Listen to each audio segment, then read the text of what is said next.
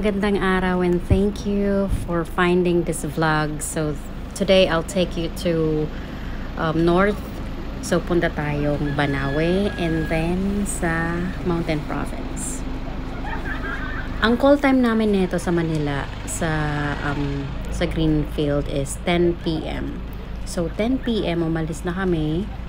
Tapos dire-diretsong biyahe na yan, and 7 AM nasa Banawe na kami. So nag-stop kami dito sa Sam's Cafe para sa breakfast. So I think this was mga 7:30 AM. And matatanaw mo dito yung Banawe Rice Terraces. So by this hour, hindi siya masyadong natatanaw kasi against the light siya. So ayan. Pero I would have imagined na kapag hapon dito parang ang ganda. Lalo na kung may mga palay na doon sa tanim. And on the right side, makikita mo dito yung mga souvenirs. Ayan. And so we stayed here for less than an hour kasi nag-breakfast kami, nagpahinga. Kasi grabe ang biyahe, guys. Ay, sa sobrang haba, gusto ko na talagang matulog dito. Gusto ko na magpaiwan sa Banawe. But lo and behold, ang haba pa ng biyahe namin kasi after neto, pupunta kaming Sagada. So this tour was organized by Take 5 Outdoors. Again, joiner po ako. Mag-isa akong sumali dito. Yung mga kasama ko, yung iba magkakakilala na. Pero the beauty of being a joiner is marami kang makikilala. And then, marami kang meet. Tapos, pag nakita mo sila along the trail, uy, parang, familiar face, gano'n. Or, minsan naging friend mo sila, gano'n. Alright, so, may pagka Christmassy vibe pa dito sa cafe na to. Ito yung in-order kong breakfast. This is bangus. Tapos, nag-order din ako ng kape nila. Nakalimutan ko na magkano pinayad ko dito. Yan. So, after breakfast, diretso na kami ng Sagada. So, siguro mga 2 hours pa. 2 hours or 3 hours. Hindi ko na na-record yung way kasi sobrang parang sumakay ka ng roller coaster. So, this is Sagada Weaving. Ito yung una naming pinuntahan. Touchdown Sagada. And makikita mo dito yung mga weavers natin.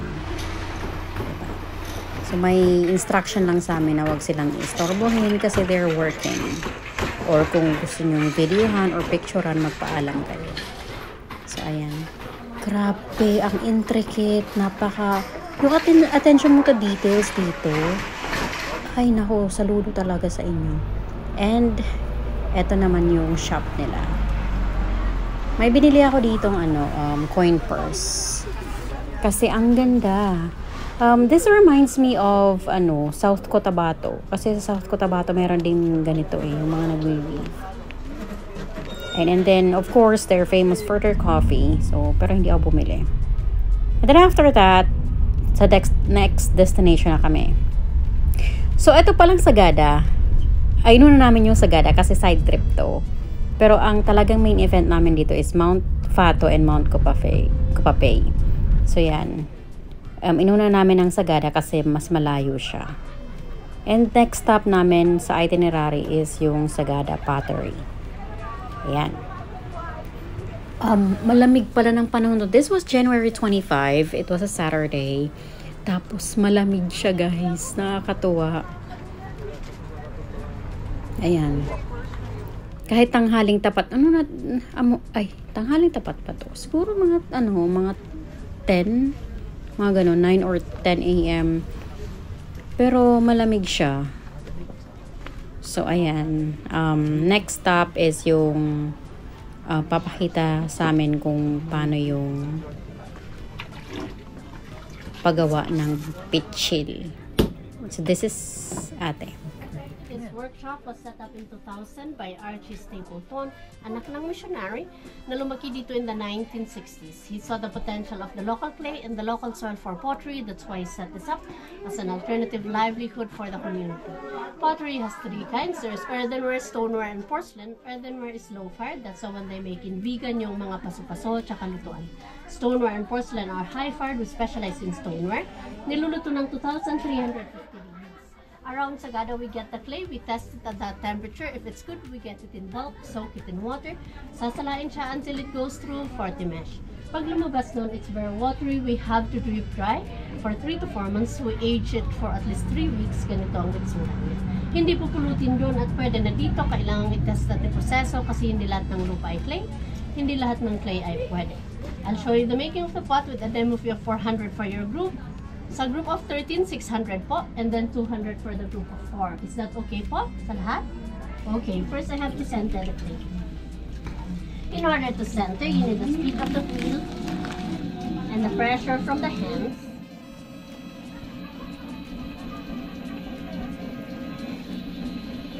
Once it's centered, everything starts with a cylinder. To make a cylinder, I have to pull the clay from the bottom to the top gradually.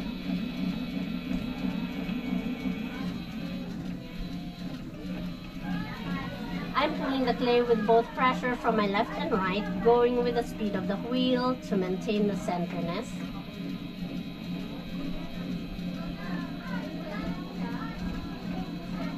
Kamay ko po ang mag-control sa clay, not the clay controlling my hands to keep the shape for it not to collapse. This is a very basic shape from here. You can make a jar, a bowl, or different shapes.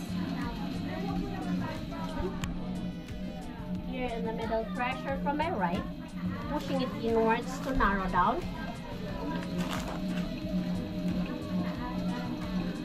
Then outwards at the top to make a flower vase.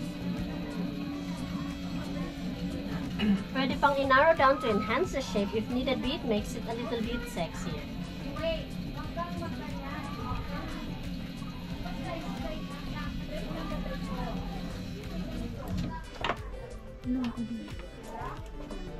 May gustong maging sexy, paikot natin dito, baka pwede sa tao. Pwede rin maging pichel, paglagyan ng nguso na ganyan.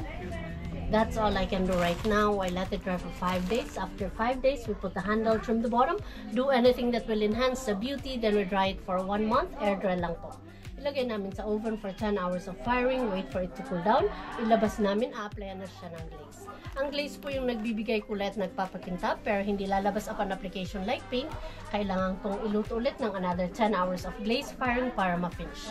That's why they're safe for food containers. They're microwavable. The color doesn't fade. Anyone for hands-on? 100 per head? And that's it. May isa kaming kasama sa tour na nag-try na maganon, pero hindi ko na na-videohan. Hi Steve! Kung nakikita mo tang video na to, hi sa'yo. So next stop namin is yung St. Mary's Church dito sa Sagada din. Ayan, ang ganda ng simbahan nila. It's like so solemn. Yan o.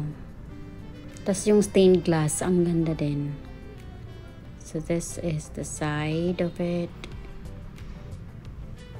Nakakatuwa kasi sa part na to, yung part ng city, ng town proper nila, ang tahimik sa part ng may simbahan.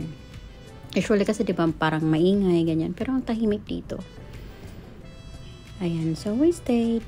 Siguro ng mga 5 minutes, naglaan kami ng 5 minutes dito. To pray, ganyan. Sa lahat ng tour, hindi may iwasan, yung bibisita ka sa isang church. Okay, so this is the outside part of the church. Yan. Super blue yung sky, pero malamig to. And hinahanap na namin kung nasaan nag-park yung van namin.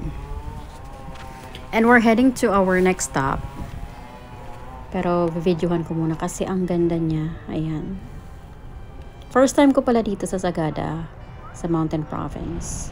So yung next stop namin itong inverted house, itong isang Wow Cafe.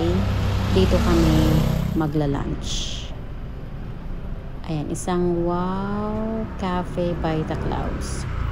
I guess kapag madaling araw or mga 6 a.m. ish, may dito, may sea of clouds. Kaya sigurong tinawag tong isang Wow Cafe by the Clouds.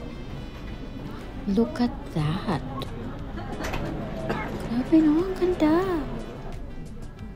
Oh. Shucks.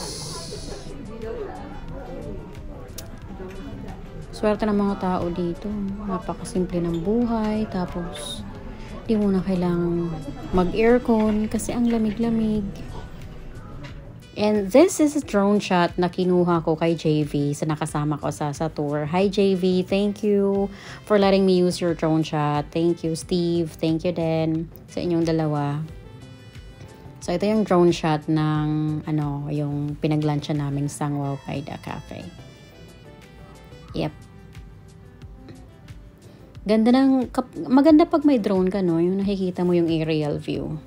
So, yun ang next nating pag-iipunan, guys. So, for now, GoPro muna tayo. Ayan. So, that's the aerial view. Marami ding nagtutour ng mga panahong to. Marami din kaming nakasabay na nagtutour. Ayan. And, ayan, i-pause nyo na lang kung anong meron sa menu nila. But I ordered fried chicken here. Tsaka isang float, Coke float. And on the right side, makikita mo yung mga pasalubong center. Kasi ang dami ko ng bit-bit na ito eh. Kung wala lang ako masyadong bit-bit or kung malapit lang siya, bumili ako ng mga ganito. Tsaka, mag-hike pa kami ng Kupape tsaka Fato na ito. Kaya hindi na ako muna bumili. And then after lunch, pupunta na kami ng aming homestay. So, from Sagada, papunta na kami ng Maligcong. So, Maligcong is in Mountain Province. Mas maganda daw yung mga rice terraces doon. So, yan. Sa pababa to, maganda yung mga daanan, pero yung paikot-ikot ba, yung nakakahilo. Tapos nasa huling part pa naman ako ng van, kaya yung alog ba, yung alog tsaka nauntog ako sa roof ng van. And touchdown, nandito na kami sa Stella's homestay. So nag-homestay kami dito. So kasama na siya sa binayaran ko sa tour. One night kami dito kasi kinabukasan i-hike namin yung Kupapay. So we touched down at 2 p.m. Nagpahinga lang. Sayang hindi ko na videohan yung room namin. Pero yung room namin, may dalawa siyang double deck. 5 ang pwedeng i-accommodate doon. So 5 kami nandun. Sa taas ako natulog. Ayan.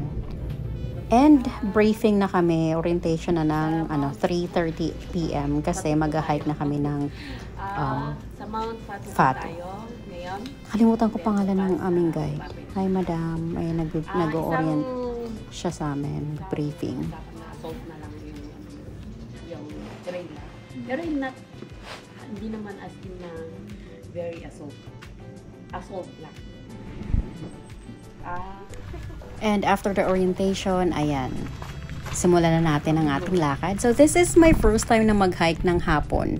So this was 3:30ish p.m. So ang habol namin dito is yung sunset sa Fato. Ayan, so we were 12 ata kami. Hala, nakalimutan ko na ilan kami. Ayan. So, ang sabi sa amin ng guide is lahat siya paahon.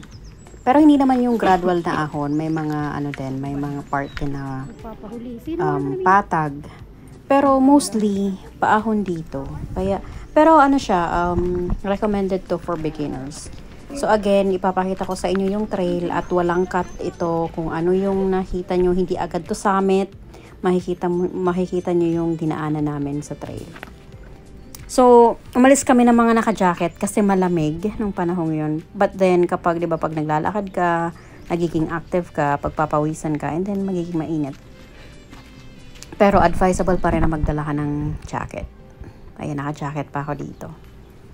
Pero kalagitnaan ng trail, tinanggal ko rin yan kasi ang init na. Nasa likod ko si Ma'am Tin. Yan, natandaan ko pangalan niya. Ma'am Tin, siya yung isa din naming guide. So, sweeper siya. So, this is Jello. Jello is our koor. Hi, Jello. Thank you sa mga pictures and sa mga videos. So, siya yung koor ng Take 5 Outdoors. This is Luis. Ayan, roommate ko sa aming room. Ayan. So, ito yung part na medyo pa-assault. Pero hindi ka mapapagod sa trail na to kasi ang ganda ng ng mga trees, ng view mo, tsaka malamig. How are you tomorrow? Hi, madam. Siya si Luis. Hi. Okay. Maraming grupo ang umakyat ng panahong to. May Time mga check nauna na po. sa amin and then sa likod namin meron ding panibagong grupo na umakyat. 3:55 Ang challenging lang kapag maraming grupo is that yung yung kapag nasa summit ka na, yung pag-picture sa signage, pila-pila siya. Oo. Kaya ayan. Pero ang Pasensya na, ganda guys, sa boses ko kasi ng inuubo pine ako. trees. Ang ganda ng sobrahan ata ng gala. Uy. Sarap siguro tumambay dito So, kapag nasa kapag unahan pa-sunrise, ganyan. ni Jello is si Ash. Kasama ko din Misty siya siya, sa ganon. Misty yung sa forest. kwarto. I wonder kung anong itsura niya kung i-hike mo to ng morning, early in the morning. Kasi yung nasa itinerary namin is ang hapon, So, from time first to time, I namin would is stop and yung ask my, Fato, and then kinabukasan, yung mga nakasama doon na kami ko kung anong mag-hike oras na. sa gusto kong- Kupapay, which gusto kong is ma-update yung din kayo sunrise. kung gaano Tapos kami makikita kabilis yung or gaano kami rice kabagal. terraces. So, this part, may mga naunang grupo sa amin. Hi. And look at this. Ang ganda ng ng paligid, oh. Ba? Nakakatuwang mag-hike sa mga lugar na ganito. Yung malamig, hindi ka mapapagod. And then, ang ganda ng trail kasi maraming puno. Ayan, oh. Look at this, the trees. Ang daming pine trees.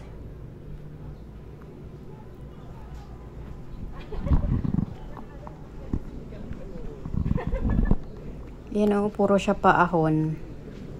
Pero kayang-kaya nyo. Hindi naman madulas yung trail sa mga beginners. Kayang-kaya nyo to. So, this is a pine cone na gusto ko lang videohan kasi madaming pine trees sa paligid. Ayan.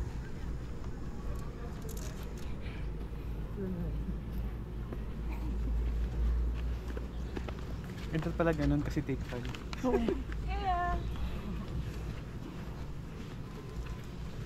Like, subscribe, and click that notification bell. Nakalimutan ko yung mga pangalan nun. Sorry. Guys, kung napapanood nyo to, I'm sorry I forgot your name. But hi, thank you. Nakasama ko kayo. Right. Okay, so ang ganda ng mga pine trees. Nakakatuwa. Look at that. So medyo na-traffic kami sa part na to kasi may naabutan kaming grupo na nagpahinga. And then, sa trail na to nakita ko si Cha. Hi Cha, ako nakikita mo to. Hello. O yung friends mo. My God. Nakaka-surprise na may makita kang kakilala mo sa trail. Ayan.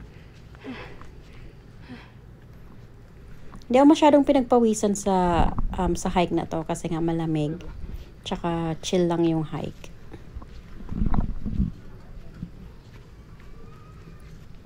Yan, ang ganda ng mga puno.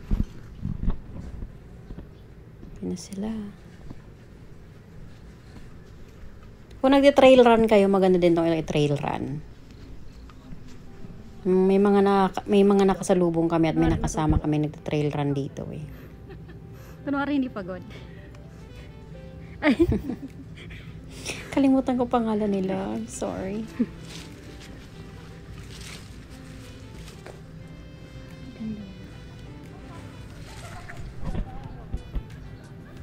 Diba, oh? Follow the light.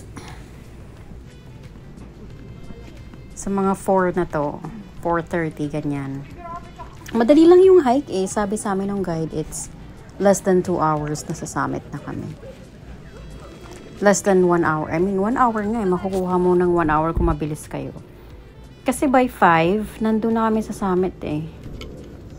May mga nauna na rin sa amin doon and yung pila mahaba. Tapos ang ganda. Oh. The trees. Yung light na nagfe-filter sa mga trees. Ang ganda. Ayun nga pala. So, ang sinalihan kong group dito is Take 5 Outdoors. Parati na akong nakakasama sa mga tours nila and sa mga hikes. So, you can check it out sa website nila, www.take5outdoors.com. Nag-a-accept sila ng credit card payments. Tapos, may app din sila. Doon kayo magbubook ng tour na gusto nyo or ng hike na gusto nyo. Kasi mostly, sa mga nasasalihan kong hike na nakikita ko sa Facebook groups, ang pagbayad nun is through GCash or down payment muna, and then kapag on the day of the hike itself, saka ka na magbabayad. Pero dito sa Take 5, pwede siyang credit card. Dapat magbayad ka muna in full para ma-reserve sa'yo yung slot. Tsaka parati silang fully book. Ayan. Anyway, so this is the summit. Ito yung sinasabi ko sa inyo na maraming tao.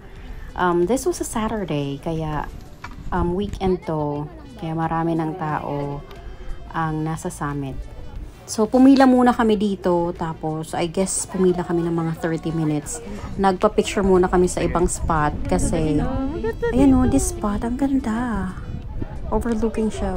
This is Maligcong Mountain Province. And binigyan ako ni Luis ng chocolate. Thank you for this. And pa-sunset na. Ang ganda oh. So nice. Diba? And then after the group shot, bumaba na kami kasi padilim na, mahirap na.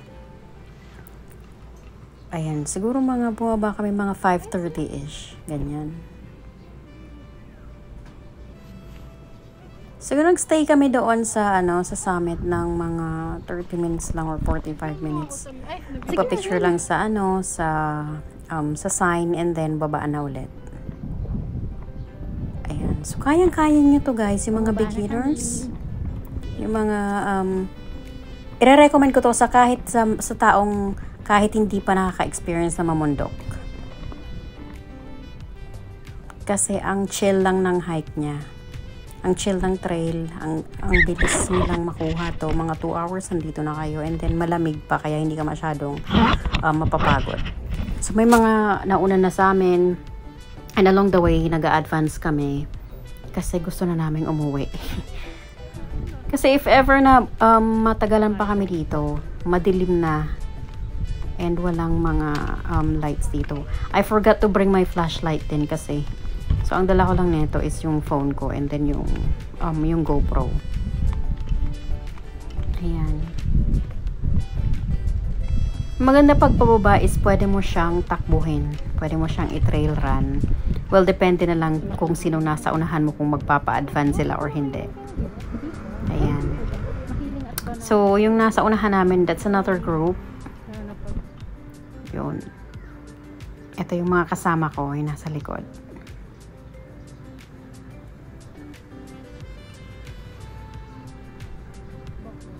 So, this is a back trail. So, yung dinaanan namin kanina, yun din ang trail. Ay, ayan. Wala akong masyadong picture dito eh. Ang talagang finokus ko dito is yung pag-video. So, makikita mo dito parang nagdidilim na oh, kasi bumaba na yung araw. And it's time to bring out the flashlight. At wala ako noon. Ang gamit ko lang na pang-ilaw dito is yung phone ko. So, this is Ash. Nakasama ko. Sabi sa akin dito ni Luis, hindi na daw siya mag-hike kinabukasan kasi pagod na siya. Ayan, buti na lang may mga flashlights tong kasama ko.